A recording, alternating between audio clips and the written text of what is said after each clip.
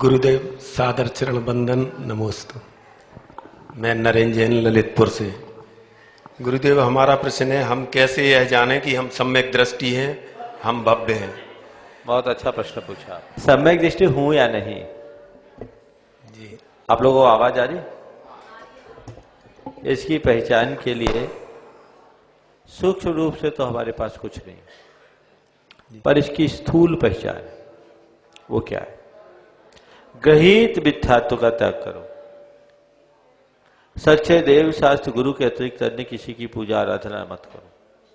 दूसरी बात, सम्यक दर्शन के समस्त गुणों को अपने जीवन में प्रकट करो। 8 अंग से सहित हो, 8 मद से रहित हो, 3 मूर्ताओं से रहित और 6 अनायतनों से मुक्त प्रवृत्ति यदि हमारे जीवन में हो।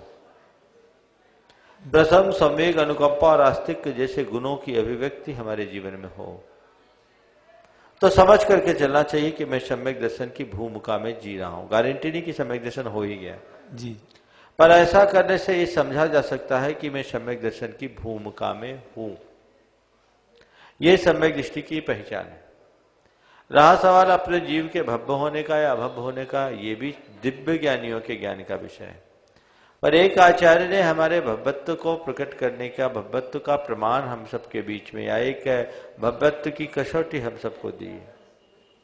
उन्होंने कहा कि तत्प्रति प्रीति चित्तेन येन वार्तापि हि श्रुता निश्चितम स भवेद भव्य भावी निर्वाण भागिन।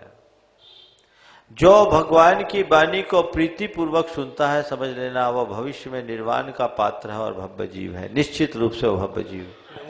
आप सब भगवान की वाणी को सुनने के लिए लालायित हो, उत्कंठित हैं।